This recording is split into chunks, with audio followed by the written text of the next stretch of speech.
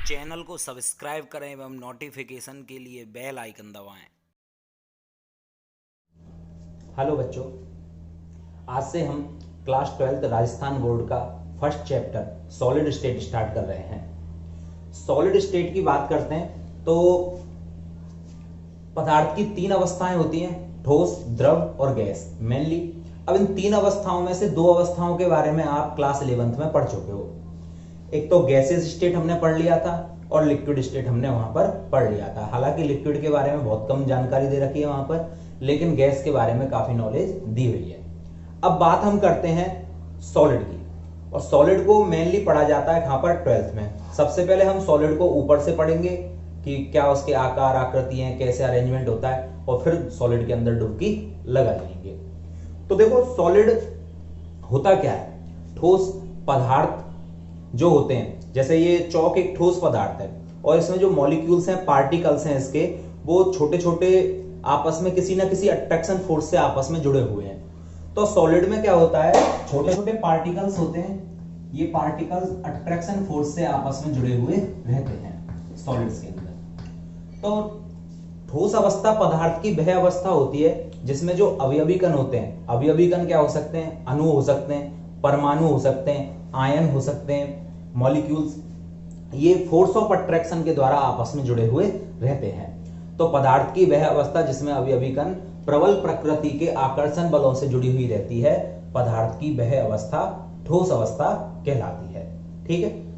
अच्छा, ठोस के कैरेक्टर क्या होते हैं, ठोसों के गुण क्या होते हैं। अब ठोसों के गुणधर्म हम पिछली कई क्लासों से पढ़ते आ रहे हैं, चौथी पांचवी क्लास स्टार्ट हो जाते हैं कि क्या क्या कैरेक्टरिस्टिक सॉलिड में पाए जाते हैं, लेकिन फिर भी हम एक बार इनका रिवाइज कर लेते हैं। तो सबसे पहला कैरेक्टरिस्टिक आता है, इनकी जो साइज होती है और शेप होती है। चैप्टर का नाम है हमारा सॉलिड स्टेट, ठोस अवस्था, हिंदी मीडियम के लिए। देखो ये साइज और शेप ऐसी इनकी कैसी होती है, फिक्स होती है। मींस क्या है, आकार और आकृति निश्चित होते हैं। जैसे अब आप कहोगे कि मेरे पास ये एक लोहे की आलपन या एक कोई कील है और किसी ने इसको इस तरह से थोड़ा सा मोड़ दिया, तो आप कहोगे कि सर ये तो आकार और आकृति इसकी निश्चित नहीं रही, पहले ये लीनियर थी अब थोड़ी सी एंगल नुमा हो चुकी है, तो क्या ये ठोस होगी या नहीं होगी। तो देखा जाए तो बात वाकई में सही है कि इसकी आकृति चेंज हो चुकी है, लेकिन ये सॉलिड है। एक्चुअली हम किसी मॉलिक्यूल की पूरी शेप की बात नहीं करते यहाँ पर क्या होते हैं, अवयवी कणों का अरेंजमेंट होता है, छोटे छोटे मॉलिक्यूल इसके अंदर अरेंज होते हैं। अब ये मॉलिक्यूल एक लोहे की कील में कुछ इस तरह से थे, और दूसरी जो मैंने लोहे की कील ली उसमें अरेंजमेंट को थोड़ा सा क्या कर दिया, चेंज कर दिया, इस तरह से इसको थोड़ा सा एंगल दे दिया।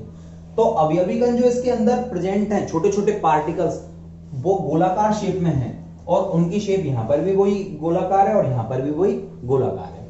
तो इस सिचुएशन में इसकी शेप में कोई चेंजेस नहीं आता। तो सॉलिड की जो शेप होती है वो फिक्स रहती है, उसमें कोई चेंजेस नहीं आते। ठीक है। तो पहली बात तो किसकी हो गई, शेप की। दूसरी बात करते हैं हम, शेप के बाद आकार और आकृति निश्चित होते हैं। दूसरी बात, सॉलिड जो होते हैं उनमें असंपीडिता का गुण पाया जाता है।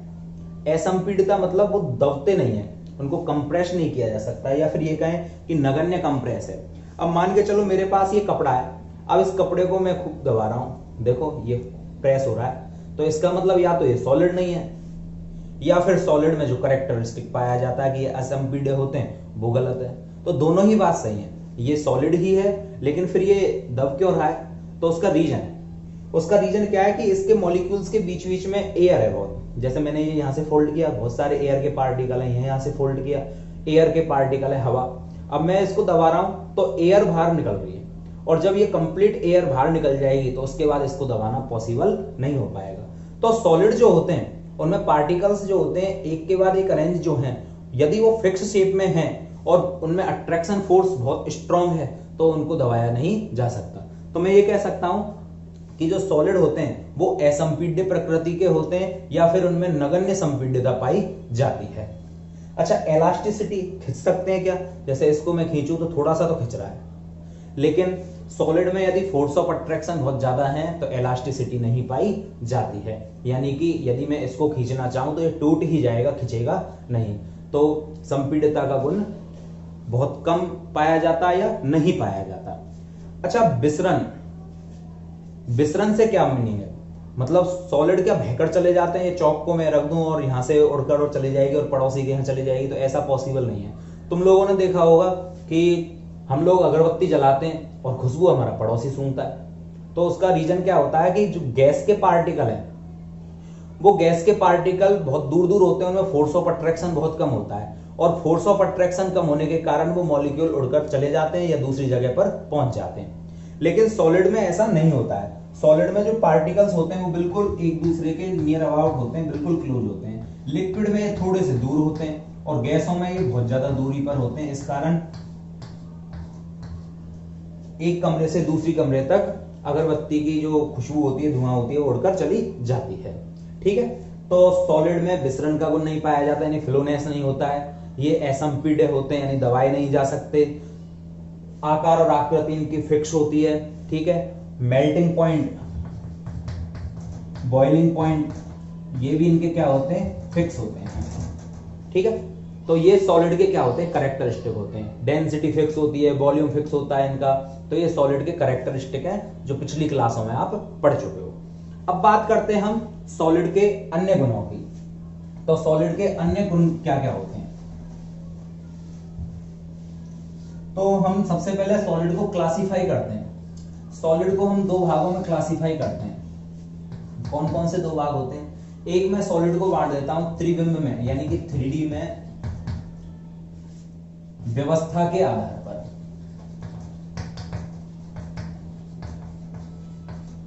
और एक मैं इसको बांट देता हूं अट्रैक्शन फोर्स के आधार पर।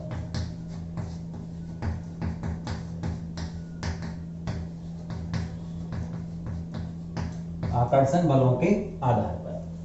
अच्छा, 3D व्यवस्था या त्रिबिंब में इनके अरेंजमेंट के आधार पर सॉलिड फिर से दो भागों में क्लासिफाई किए जाते हैं। एक होता है क्रिस्टलीय और दूसरा होता है अक्रिस्टलीय, एमॉर्फस। तो क्रिस्टलीय ठोस और अक्रिस्टलीय ठोस। ठीक है, आकर्षण बलों के आधार पर भी सॉलिड्स को चार भागों में डिवाइड किया जाता है। अब ये चार भाग कौन कौन से होते हैं? तो सबसे पहले होते हैं आणविक ठोस, दूसरे होते हैं आयनिक ठोस, तीसरे होते हैं धात्विक ठोस, और चौथे होते हैं सहसंयोजक ठोस। सहसंयोजक ठोसों को हम नेटवर्क ठोस के नाम से भी जानते हैं। अच्छा, आणविक ठोसों को फिर से तीन भागों में क्लासिफाई किया जाता है। अब ये तीन भाग कौन से होते हैं? एक तो होता है अध्रुवी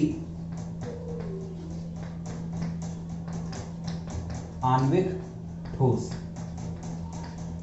दूसरा होता है ध्रुवी आणविक ठोस, और तीसरा होता है हाइड्रोजन बंधित आणविक ठोस। तो ये पूरे सॉलिड्स का क्लासिफिकेशन है कि ठोसों की ऊपरी व्यवस्था के आधार पर या अट्रैक्शन फोर्सेस के आधार पर या त्रिबिंब आकाश में, मुक्त आकाश में, खुले वातावरण में उनके दिखने के आधार पर उनको किस प्रकार से क्लासिफाई किया जाता है। सबसे पहले हम इनमें से बात करते हैं 3D अरेंजमेंट के आधार पर सॉलिडों का क्लासिफिकेशन। तो 3D अरेंजमेंट के आधार पर सॉलिडों को दो भागों में क्लासिफाई किया है, क्रिस्टलीय और अक्रिस्टलीय। अब क्रिस्टलीय सॉलिड क्या होते हैं? तो हम बात करते हैं क्रिस्टलीय सॉलिड्स की और अक्रिस्टलीय सॉलिड्स की। तो देखो, क्रिस्टलीय सॉलिड जो होते हैं इनमें अवयवी कणों में अवयवी कण जो होते हैं वो निश्चित आकृति में होते हैं यहां पर। ठीक है, अवयवी कणों की जो आकृति होती है वो कैसी होती है? यहां पर निश्चित होती है। अच्छा, अवयवी कणों की आकृति निश्चित होने से क्या मतलब है, जैसे मैं आपको बताता हूं कि मेरे पास कोई सॉलिड है। अब सॉलिड में दो तरह के पार्टिकल्स उपस्थित हैं, एक पॉजिटिव और एक नेगेटिव। ठीक है, जैसे मैं इस तरह से ले लेता हूं कि एक ये अवयवी कण है, इसके बाद दूसरा अवयवी कण कुछ इस तरह से आ जाएगा, फिर ये, फिर इसके बाद दूसरा। अब इसके बाद अरेंजमेंट में यहां पर डार्क, फिर ब्लैंक, फिर dark, blank, dark, blank, blank, dark.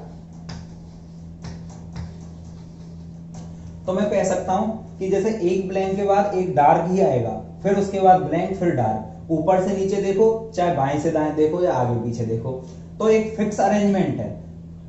Fix arrangement से मतलब क्या है कि एक पर्टिकुलर एटम, फिर उसके बाद दूसरा, फिर पहला, फिर दूसरा। तो एक ही तरह के एटम बार बार रिपीट होते हैं, जिससे उनमें अट्रैक्शन फोर्सेज, जैसे मैं कहूं ये पॉजिटिव है, ये नेगेटिव, फिर पॉजिटिव, फिर नेगेटिव, फिर पॉजिटिव, फिर नेगेटिव। तो पॉजिटिव और नेगेटिव अट्रैक्शन फोर्सेज बहुत ज्यादा हो जाएंगे, और फोर्स ऑफ अट्रैक्शन ज्यादा होने के कारण इनकी निश्चित क्या हो जाती है, शेप हो जाती है। वही बात यदि हम इनकी करें अक्रिस्टलीय ठोसों की, तो अक्रिस्टलीय में क्या होता है कि जैसे मान के चलो एक ब्लैंक, फिर एक डार्क आ गया, फिर ब्लैंक, फिर डार्क आ गया। अब उसके बाद थोड़ी सी देर तक तो इनमें क्या अरेंजमेंट ठीक ढंग से चलता है, लेकिन उसके बाद हो सकता है कंटिन्यू 2-3 ब्लैंक आ जाएं या फिर डार्क आ जाएं कंटिन्यू, तो इनमें क्या कोई फिक्स शेप नहीं रह पाता है। ठीक है, मतलब ये छोटे आकार में जो होते हैं वहां तक तो फिक्स हैं। जैसे अब मैं चौक की बात करूं आपसे, ये चौक इतनी बड़ी शेप में है तो ये फिक्स शेप में है। यदि मैं चौक को गलती से इतनी बड़ी बना दूं और मोटाई उसकी इतनी रखूं, इतनी लंबी चौक कर दूं और उसे एक साइड से पकड़ कर लिखना चालू करूं, तो कम से कम उसके 10 टुकड़े बीच बीच में से हो जाएंगे। ऐसा क्यों?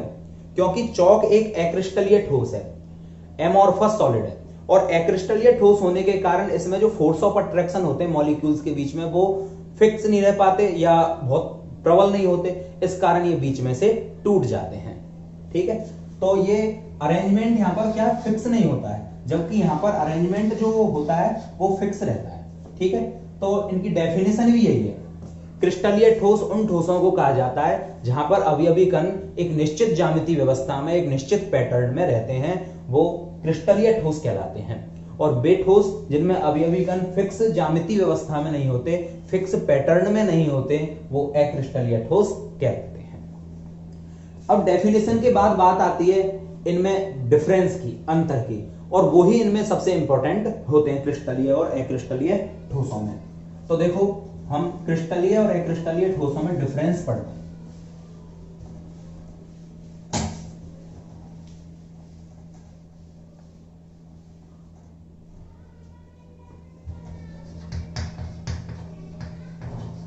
एक तरफ मैं ले लेता हूं क्रिस्टलीय ठोस और एक तरफ मैं ले लेता हूं अक्रिस्टलीय ठोस। लिखने का काम आप करोगे, मैं केवल समझाने का काम करूंगा। मैं पूरी चीज डिटेल में बोल रहा हूं, आप अच्छे ढंग से इनके नोट्स बनाएं। ठीक है, कुछ मैं पीडीएफ आपको सेंड कर चुका हूं, उनके अलावा अब आप डायरेक्ट ही वीडियो देखकर उनमें से नोट्स बनाएंगे। देखो, क्रिस्टलीय ठोस, सबसे पहली बात तो पहला डेफिनेशन जो हमने बताई थी उसी को हम अंतर में कन्वर्ट कर देते हैं कि यहां पर जो आकृति होती है वो कैसी होती है, आकृति यहां पर फिक्स होती है, अरेंजमेंट फिक्स होता है, और यहां पर फिक्स नहीं होता है।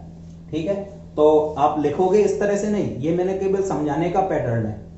तो क्या लिखोगे, क्रिस्टलीय ठोसों के आकार आकृति निश्चित होते हैं, इनमें नियमित ज्यामितीय व्यवस्था पाई जाती है, जबकि अक्रिस्टलीय ठोसों में अवयवी कणों की ज्यामितीय व्यवस्था निश्चित नहीं होती है।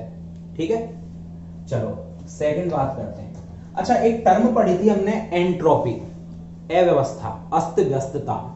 ठीक है, जितनी ज्यादा अव्यवस्था होती है हम कहते हैं एंट्रोपी उतनी ही ज्यादा है, और जितनी कम अव्यवस्था होती है एंट्रोपी उतनी कम होती है। जैसे इंडिया की पॉपुलेशन लगातार बढ़ती जा रही है, तो क्या आप मानते हो अव्यवस्था बढ़ेंगी या नहीं बढ़ेंगी? कंटिन्यू बढ़ेंगी। तो ब्रह्मांड की एंट्रोपी कंटिन्यू बढ़ती चली जा रही है, पेड़ पौधे कट रहे हैं, जनसंख्या लगातार बढ़ती जा रही है, उद्योग धंधे खुलते जा रहे हैं, पर्यावरण प्रदूषण हो रहा है, तो एंट्रोपी बढ़ रही है। अब मैं आपसे कहूं कि यहां पर तो अवयवी कण बिल्कुल फिक्स पैटर्न में जुड़े हुए हैं, और एक यहां पर इस तरह से जुड़े हुए हैं, कोई फिक्स पैटर्न नहीं है, कहीं प्लस आ गया कहीं माइनस आ गया, कोई पैटर्न फिक्स नहीं है। तो अब आप ये बताओ मेरे को कि इन दोनों में से किस में नियमित व्यवस्था है? क्रिस्टलीय वाले में, और यहां पर नियमित व्यवस्था नहीं है। जैसे मान के चलो क्लास में सभी बच्चे बैठे हुए, टीचर वहां पर मौजूद है, पढ़ा रहा है बिल्कुल, और बच्चे सही ढंग से पढ़ रहे हैं, एंट्रोपी के मान बहुत कम होंगे क्योंकि अव्यवस्था नहीं होगी। जैसे ही बेल लग जाती है, टीचर वहां से चला जाता है, तो बच्चे गोल घेरा बनाकर बैठ जाते हैं, आपस में लड़के लड़कियां बात करने लग जाते हैं, तो एंट्रोपी के मान थोड़े से बढ़ जाते हैं। जैसे ही रेस्ट की घंटी बजती है, छुट्टी की घंटी बजती है, बच्चे एक साथ भागते हैं, एंट्रोपी के मान बहुत ज्यादा हो जाते हैं। तो यहाँ पर तो सब कुछ व्यवस्थित है, और सब कुछ व्यवस्थित है तो यहाँ की एंट्रोपी कैसी होगी? एंट्रोपी यहाँ पर बहुत कम होगी, और यहाँ पर एंट्रोपी कैसी होगी? बहुत अधिक होगी। आप ऐसे नहीं लिखोगे, आप पूरे नोट्स बनाकर लिखोगे क्रिस्टलीय ठोसों की एंट्रोपी के मान बहुत कम होते हैं, जबकि अक्रिस्टलीय ठोसों की एंट्रोपी के मान बहुत अधिक होते हैं। नेक्स्ट बात आती है एंट्रोपी के बाद। देखो एंट्रोपी के बाद हम आकर्षण की बात कर सकते हैं। यहां पर जो आकर्षण बल होते हैं, वो आकर्षण बल कैसे होते हैं? बहुत अधिक होते हैं, बहुत स्ट्रॉन्ग आकर्षण बल होते हैं। और यहां पर आकर्षण बल कैसे होते हैं? वीक होते हैं, लो होते हैं, ठीक है, या फिर मैं वीक कह लूं। तो कहने का मतलब क्या है? यहां पर फोर्स ऑफ अट्रैक्शन बहुत प्रबल है। फोर्स ऑफ अट्रैक्शन कैसे हैं? दुर्बल प्रकृति के होते हैं। जैसे एक बात करते हैं कि ये दीर्घ परासी व्यवस्था में पाए जाते हैं, और ये वाले जो होते हैं वो लघु परासी व्यवस्था में पाए जाते हैं। क्या मीनिंग है इन दोनों वर्डों का? दीर्घ परासी और लघु परासी। तो दीर्घ परासी से मतलब क्या होता है कि अट्रैक्शन फोर्स ज्यादा होने के कारण अवयवी कणों के मध्य आकर्षण बहुत ज्यादा होगा। तो ये लगातार एक के बाद प्लस के बाद माइनस, फिर प्लस, फिर माइनस, फिर प्लस, तो कंटिन्यू बहुत लंबी श्रृंखला जुड़ सकती है। जैसे एग्जाम्पल के लिए आपने लोहे का सरिया देखा होगा। लोहे का सरिया हम एक नोट से पकड़ लेते हैं इस हाथ में, दूसरे में इस हाथ से, और बाइक पे बैठकर चले जाते हैं, पूरे रोड को खराब करते हुए चले जाते हैं, पर लोहे के सरिये का कुछ भी नहीं बिगड़ता है। चाहे रोड खुद जाए, पूरा कुछ भी हो जाए, हमारा सरिया हमारे घर तक पहुंच जाएगा, ठीक है। लेकिन क्या आप सोच सकते हो कि एक कांच की पतली सी सीट जो हमें अपने मकान में फिट करवानी है, उसकी इतनी ही पतली या चौक के बराबर मोटाई की सीट को हम इतना बड़ा एक के नोट से पकड़ जाएं और मोटरसाइकिल में बैठ जाएं और चलने लगें, तो क्या वो सही सलामत घर पहुंच जाएगी? नहीं। क्यों? क्योंकि कांच एक अक्रिस्टलीय ठोस है, और अक्रिस्टलीय ठोसों में जो अवयवी कण होते हैं उनमें आकर्षण बल बहुत दुर्बल प्रकृति के होते हैं, और दुर्बल होने के कारण वो लघु ज्यामिति में बनाए जा सकते हैं, छोटे टुकड़ों में बनाए जाते हैं। अब आप कहोगे नहीं सर, हमने तो बहुत बड़े बड़े कांच देखे हैं, बहुत बड़ी बड़ी सिटियों में हम देखते हैं मकानों में बड़े बड़े कांच लगे हुए होते हैं। तो वो बात ठीक है आपकी, लेकिन उनकी मोटाई ज्यादा होती है। यदि इन ठोसों को लंबी आकृति में बनाना है तो साथ के साथ थिकनेस भी मोटी करनी होगी, हमें इनकी मोटाई बढ़ानी होगी हमें, ठीक है। यदि पतली सीट बनाई जाए तो लघु होंगे, बहुत मोटी सीट चारों बगल से बराबर कर दोगे तो बड़े बनाए जा सकते हैं।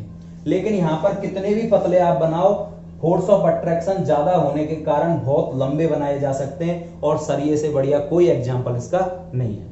जबकि यहां पर कांच की देख लो आप, चौक को देख सकते हो आप, या और भी चीजों को देख सकते हो, ये बहुत छोटे बनाए जाते हैं, ठीक है। तो ये किसके कारण हो रहा है? अट्रैक्शन फोर्सेस के कारण। अच्छा, यहीं पर मैं एक बात और कर सकता हूं, आप पूरा लिखोगे क्रिस्टलीय ठोस दीर्घ परासी व्यवस्था में पाए जाते हैं, लंबी आकृतियों का निर्माण करते हैं, जबकि अक्रिस्टलीय ठोस लघु परासी व्यवस्था में पाए जाते हैं। थोड़ा सा रिपीट करते हैं हम, अभी तक हमने क्या पढ़ लिया? क्रिस्टलीय नियमित ज्यामिति व्यवस्था होती है, अक्रिस्टलीय अनियमित ज्यामिति व्यवस्था होती है। क्रिस्टलीय ठोस जो होते हैं उनके एंट्रोपी के मान कम होते हैं, आकर्षण बल इनमें बहुत अधिक पाए जाते हैं, जबकि इनके एंट्रोपी के मान बहुत अधिक होते हैं, आकर्षण बल इनमें कम पाए जाते हैं। ये दीर्घ परासी व्यवस्था में पाए जाते हैं, ये लघु परासी व्यवस्था में पाए जाते हैं, ठीक है। नेक्स्ट बात करते हैं। अच्छा, मेरे पास मान के चलो एक कोई क्रिस्टलीय ठोस है, ये एक मार्बल का टुकड़ा है या फिर किसी और चीज का टुकड़ा है मेरे पास, जो एक क्रिस्टलीय ठोस है। अब यहां पर तुमने देखा होगा कि हमारे घर पर जो काम करने वाले मजदूर वगैरह आते हैं, वो टांकी हथौड़ों से पत्थर पर चोट मारते रहते हैं और उनको एक फिक्स, जैसे मेरे को यहाँ से इसको दो भागों में डिवाइड करना है, तो यहाँ पर मैं कोई टांकी वगैरह या कोई भी हथियार लगाऊंगा तेज धार वाला और हथौड़े से इस जगह पर चोट मारूंगा, तो ये फिक्स दो भागों में क्या हो जाएगा, डिवाइड हो जाएगा। लेकिन यदि मेरे पास एक कांच की सीट है और मैं कोई तेज धार वाले हथियार से यदि यहाँ पर मैं चोट मारूं इस जगह पर, तो ये टुकड़े टुकड़े हो जाएगा। ठीक है, ये बिल्कुल पाउडर फॉर्म में तो खैर नहीं, लेकिन बहुत टुकड़े टुकड़े हो जाएगा इसके। और टुकड़े टुकड़े होने का कारण क्या है, इसमें फोर्स ऑफ अट्रैक्शन सही नहीं होते, अभी अभी का नियमित व्यवस्था में नहीं होते और ये जगह जगह से चटक जाएगा और नुकीले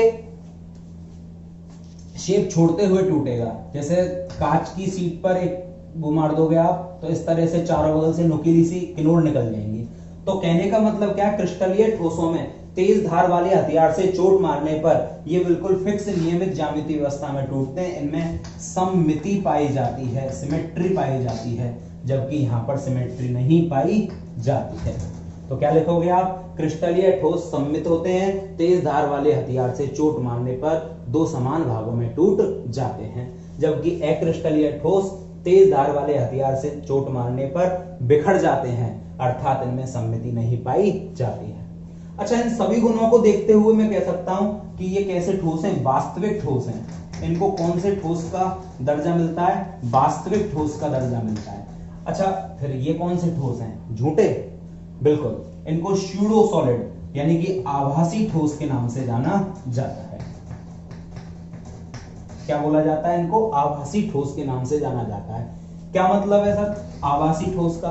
तो आभासी ठोस मतलब दिखावा करने वाले ठोस।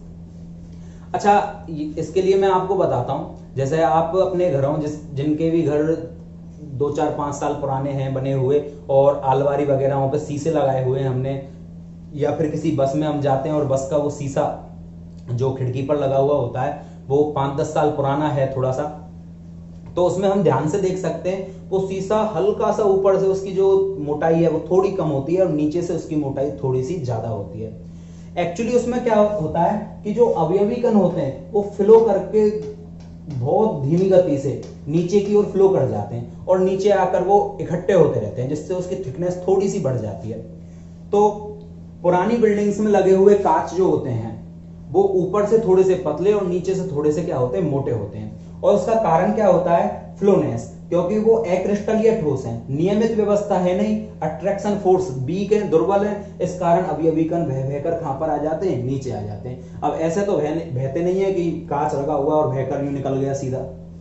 एक्चुअली यूं स्ट्रेट लगे हुए होते हैं तो उनमें अंदर ही अंदर क्या चलता रहता है, बहुत धीमी गति से फ्लोनेस चलता रहता है। और एक बात बताओ, क्या सॉलिड कभी बह सकते हैं? नहीं। और कांच में बहने का गुण पाया जाता ही है, ये प्रूफ हो चुका है। तो इस कारण कांच को क्या है, अतिशीतित द्रव, सुपर कोल्ड द्रव, लिक्विड, ठीक है, सुपर कोल्ड लिक्विड के नाम से जाना जाता है, हाईली कोल्डेड लिक्विड बोलते हैं। अब अतिशीतित द्रव का क्या मतलब है, देखो लिक्विड में फ्लोनेस पाई जाती है, शीतित मतलब ठंडा कर दिया जाए, तो जब द्रव को ठंडा कर देंगे तो वो क्या हो जाएगा, वो बर्फ में कन्वर्ट हो जाएगा, मतलब जम चुका है और बहुत ज्यादा ठंडी जमी हुई बर्फ है एक तरह से वो, ठीक है, या बहुत ज्यादा जमा हुआ द्रव है क्या, कांच। तो द्रव का कैरेक्टरिस्टिक पाया जाता है, इनमें विसरण का गुण पाया जाता है और विसरण का गुण ठोसों में तो होता नहीं है, इस कारण इनको आभासी ठोस कहा जाता है, झूठे दिखावा करने वाले ठोस कहा जाता है। जबकि इनमें ठोसों में पाए जाने वाले सभी गुण मौजूद हैं कि एंट्रोपी कम है, अट्रैक्शन फोर्स ज्यादा है, लंबी आकार में पाए जाते हैं, आकृति इनकी फिक्स होती है, नियमित व्यवस्था है, इस कारण इनको वास्तविक ठोस का दर्जा दिया जाता है। नेक्स्ट बात करते हैं, बहुत ही इंपॉर्टेंट बात है,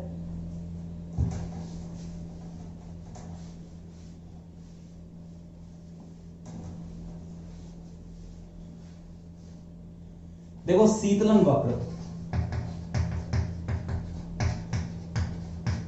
शीतलन वक्र से क्या मतलब है, शीतलन वक्र मतलब मैंने पहले किसी दोनों सॉलिड लिए, एक क्रिस्टलीय लिया एक अक्रिस्टलीय लिया, दोनों को मैंने क्या गर्म करके पिघला लिया है, लिक्विड फॉर्म में कन्वर्ट कर लिया।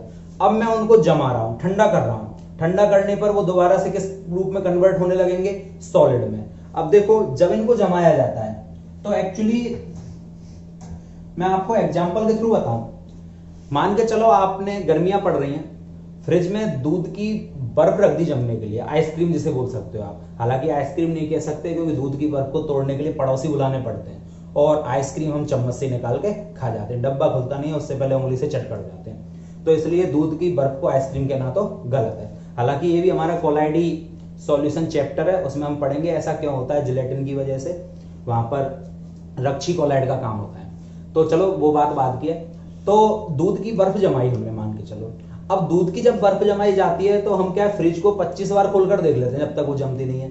तो क्या आपने कभी नोट किया कि दूध की जब बर्फ जमाई जाती है सबसे पहले ऊपर ही ऊपर की लेयर जमती है। मैं एग्जांपल पानी पर भी बता सकता हूं, लेकिन पानी की बर्फ जमती है जब हम फ्रिज को खोलने नहीं जाते, सुबह शाम तक, शाम से सुबह हो जाती है। और कई बार तो फ्रिज में जो बर्तन रखा जाता है उसे रख रखे 2 महीने भी हो जाते हैं, हमें पता भी नहीं चलता है। तो एग्जाम्पल मैं दूध पर बता रहा हूं आपको। तो दूध की जब हम बर्फ जमाते हैं तो हमने नोट किया होगा आप, या फिर करके देखना, सबसे पहले ऊपर ही ऊपर की लेयर जमेगी, नीचे लिक्विड रहता है, ऊपर सॉलिड आ जाता है, फिर दूसरी लेयर, तीसरी लेयर, चौथी लेयर, और फिर पूरी कंप्लीट बर्फ बन जाती है।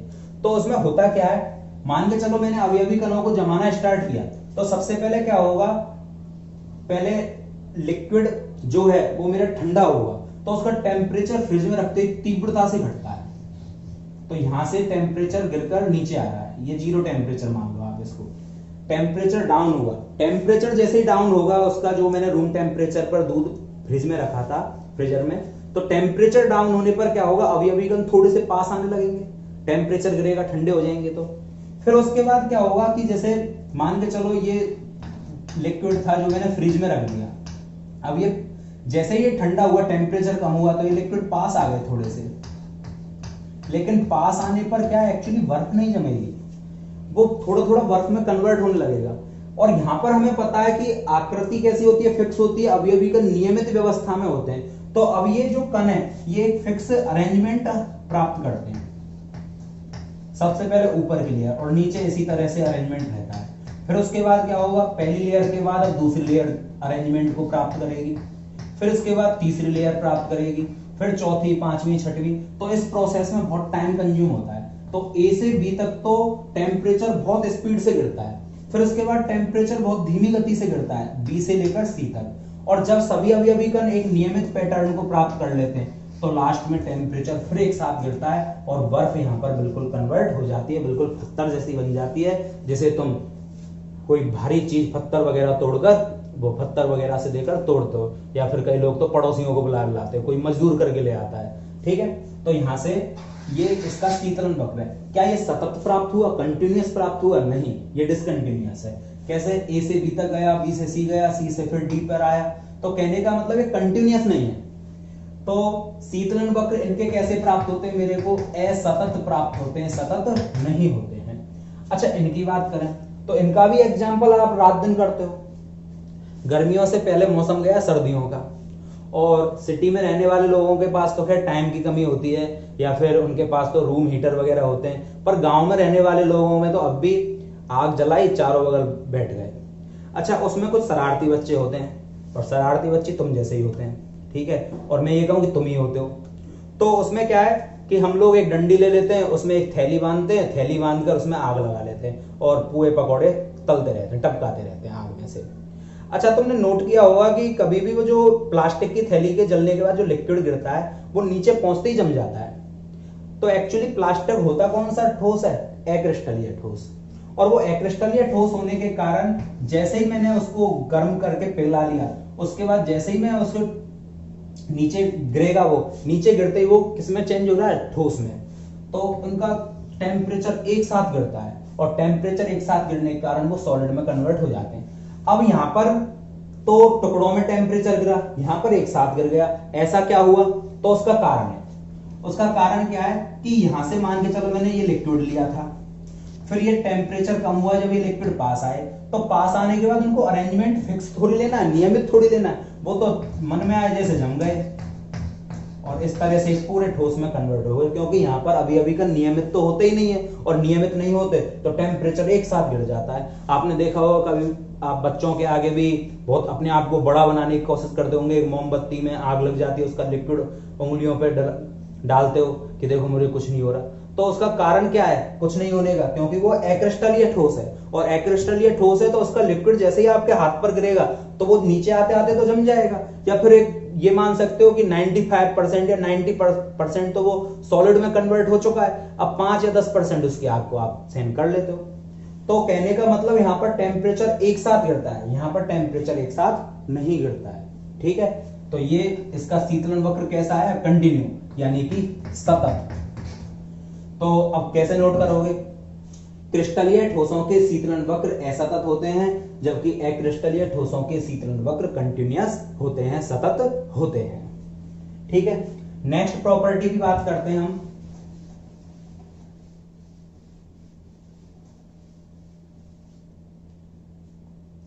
देखो क्रिस्टलीय ठोस क्या होते हैं, विषमदैशिक होते हैं।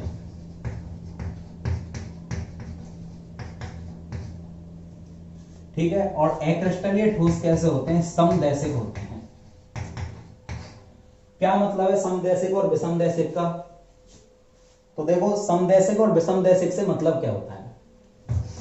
विषमदैशिक का मतलब है कि मेरे पास एक ठोस है, जैसे मैं धनायन ऋणायन से समझाता हूं आपको, पॉजिटिव फिर नेगेटिव फिर पॉजिटिव फिर नेगेटिव, पॉजिटिव नेगेटिव, पॉजिटिव के नीचे क्या आएगा, नेगेटिव।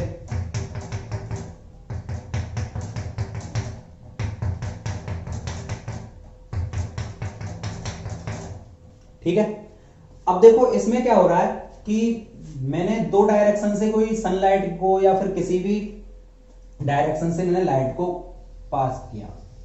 एक तो मैंने ए से और बी तक यहां पर एक किरण गुजार दी, और एक में यहां से निकालू एक सी से और डी। अब ध्यान से देखना आप कि ए से बी जो डायरेक्शन जा रही है उसमें एक नेगेटिव एक पॉजिटिव, एक पॉजिटिव एक नेगेटिव, फिर negative positive positive negative negative positive. जबकि इस वाले के लिए देखो आप plus plus plus plus plus, negative negative negative negative negative. तो क्या यहां पर यह कहा जा सकता है कि इन दोनों किरणों के लिए जो फिजिकल प्रॉपर्टी आएंगी वो दोनों एक समान आ सकती हैं क्या, क्योंकि यहां अरेंजमेंट थोड़ा सा अलग प्राप्त हो रहा है और यहां पर अवयवी कणों की व्यवस्था अलग प्राप्त हो रही है, और जब दोनों के लिए व्यवस्था ही चेंजेज हैं तो क्या उनके कैरेक्टरिस्टिक गुणधर्म जो फिजिकल प्रॉपर्टी है वो सेम आ सकते हैं, तो शायद आपका जवाब होगा नहीं। और तो इस सिचुएशन में क्या है, इनकी फिजिकल प्रॉपर्टी डिफरेंट डिफरेंट आती है, और फिजिकल प्रॉपर्टी अलग अलग आने के कारण क्रिस्टलीय ठोसों को क्या कहा जाता है, विषमदैशिक कहा जाता है। अब बात करते हैं समदैशिक की। अब यहां पर तो अवयवी कणों की व्यवस्था नियमित होती ही नहीं है, जैसे मैं कहूंगा प्लस माइनस प्लस और फिर के तो प्लस ही प्लस प्लस प्लस, या फिर नेगेटिव नेगेटिव नेगेटिव, या दो नेगेटिव साथ साथ आ जाए फिर पॉजिटिव आ जाए, तो अरेंजमेंट फिक्स नहीं है। अब अरेंजमेंट फिक्स नहीं है तो मैं प्रकाश की कोई किरण निकालता हूं दो चार जगह से, तो प्रकाश की किरण निकालने पर क्या होगा, हो सकता है स्टार्टिंग में तो पॉजिटिव नेगेटिव का कॉम्बिनेशन चलता रहे, लेकिन बाद में क्या होगा, जब नियमित व्यवस्था होगी नहीं तो अरेंजमेंट ओवरऑल जो उसका रेशियो आएगा निकल के, औसत निकल के आएगा, वो बिल्कुल बराबर सा आता है सभी किरणों के लिए। तो यहां पर जो फिजिकल प्रॉपर्टी है वो प्रत्येक डायरेक्शन के लिए, प्रत्येक दिशा के लिए लगभग लगभग सेम आ जाती है, जबकि यहां पर सेम नहीं आ पाती। तो ये कैसे होते हैं, समदैशिक होते हैं। और लास्ट में अब बात करेंगे अपन इनके एग्जाम्पलों की, लेकिन उससे पहले क्विक रिवीजन, चलो बताते जाओ।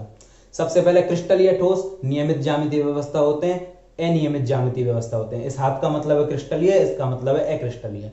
तो नियमित ज्यामितीय व्यवस्था है, अनियमित ज्यामितीय व्यवस्था है। आकर्षण बल प्रबल है, आकर्षण बल दुर्बल प्रकृति के। एंट्रोपी के मान बहुत कम है, एंट्रोपी के मान बहुत ज्यादा है। शीतलन वक्र असतत, शीतलन वक्र सतत। ठीक है, इसके अलावा तेज धार वाले हथियार से चोट मारने पर दो समान भागों में बढ़ जाते हैं, यानी कि सममिति पाई जाती है। इनमें तेज धार वाले हथियार से चोट मारने पर बिखर जाते हैं, असम्मिति होती है। ठीक है, ये दीर्घ परासी व्यवस्था में पाए जाते हैं फोर्स ऑफ अट्रैक्शन के कारण, ये लघु परासी व्यवस्था में पाए जाते हैं। ठीक है, तो ये सभी इनके क्या कैरेक्टरिस्टिक, और सबसे इंपॉर्टेंट कैरेक्टर तो रह गया कौन, ये विषमदैशिक होते हैं और ये समदैशिक होते हैं। ठीक है, अब बात करते हैं एग्जांपल्स की। तो मैं ये कहूंगा आपसे, जितने भी आयनिक यौगिक हैं, आयोनिक जैसे NaCl, KCl, आयनिक मॉलिक्यूल जितने भी है वो सब किस श्रेणी में आ जाएंगे, क्रिस्टलीय में आ जाएंगे। जितने भी मेटल हैं मरकरी लिक्विड में होता है तो उसे छोड़ेंगे अभी अपन। जितने भी मेटल हैं Na, K, Mg, Fe, Au, platinum, copper वगैरह सब ये क्रिस्टलीय में आएंगे।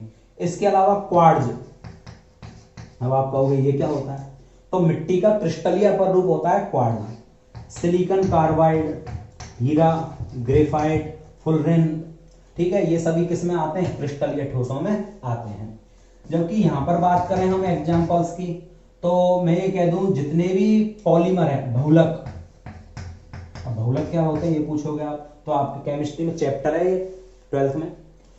तो जितने भी पॉलीमर है जैसे नायलॉन 6,6 हुआ, वेकेलाइट हुआ, प्लास्टिक हो गया, पॉलीथिन हो गया, और भी बहुत सारे बहुलक हैं जो अपन पढ़ेंगे आगे, तो वो सभी किसमें पहुंच जाएंगे आपके समदैशिक में, अक्रिस्टलीय में, ठीक है। इसके अलावा रबर, ये भी इसी में पढ़ोगे आप, ठीक है, बेकेलाइट हो गया, रबर हो गया, ये सभी किस में आ जाएंगे। और उससे भी बढ़िया कांच या फिर क्वार्ट्ज कांच।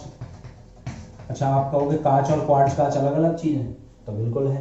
ये मिट्टी का अक्रिस्टलीय अपर रूप है, ये मिट्टी का क्रिस्टलीय अपर रूप है कांच, ठीक है। अच्छा, एक चीज और यहां से निकल के आती है, क्या ये क्रिस्टलीय ठोस होते हैं उनको अक्रिस्टलीय में बदला जा सकता है क्या, मतलब इन वाले ठोसों को इनमें कन्वर्ट किया जा सकता है क्या, तो कर सकते हैं। कैसे, मान के चलो मेरे पास वही दूध का एक एग्जांपल, दूध को मेरे को तुरंत जमाना है, किस में कन्वर्ट करना है, मेरे को आइसक्रीम में कन्वर्ट करना है, तो मैं उसे इतनी स्पीड से ठंडा करूं, इतनी स्पीड से उसको ठंडा करूं कि उसमें जो टेम्परेचर अभी अभी कणों का यूं गिरने लगेगा, और फिर उसके बाद ये जाएगा और फिर ये आएगा, ए से बी, बी से सी और सी से डी। अभी हम वक्र पढ़ रहे थे, तो ये वाला जो पार्ट है ये टाइम कंज्यूमिंग पार्ट है, मतलब अभी अभी का क्या ये इस तरह से नियमित व्यवस्था में सेट होने लगते हैं ना, उसमें बहुत ज्यादा टाइम कंज्यूम होता है। तो इस सिचुएशन में इसको यदि कैंसिल आउट कर दिया जाए कैसे भी, तो यदि मैं इतनी स्पीड से ठंडा कर दूं उसको कि उसको अभी अभी कणों को नियमित जमने के लिए टाइम ही नहीं मिले, तो इस सिचुएशन में क्या होगा, वो नियमित व्यवस्था ग्रहण कर नहीं पाएंगे, और इस सिचुएशन में जो जैसे हैं वैसे के वैसे ही जम जाएंगे, और फिर उनमें अट्रैक्शन फोर्स दुर्बल प्रकृति का आ जाएगा, और वो भी किस में बदल जाएंगे, अक्रिस्टलीय ठोसों को। तो मैं ये कह सकता हूं कि यदि किसी क्रिस्टलीय ठोस को बहुत स्पीड से ठंडा कर दिया जाए, बहुत शीघ्रता से ठंडा कर दिया जाए, तो क्रिस्टलीय ठोस अक्रिस्टलीय ठोसों में परिवर्तित किए जा सकते हैं। नेक्स्ट पार्ट आता है अपन का क्रिस्टलीय और अक्रिस्टलीय के बाद अट्रैक्शन फोर्सेज के आधार पर सॉलिड्स का क्लासिफिकेशन, आकर्षण बलों के आधार पर ठोस कितने प्रकार के होते हैं, लेकिन इस टॉपिक को अपन पढ़ेंगे नेक्स्ट क्लास में। आज के लिए इतना ही, थैंक यू।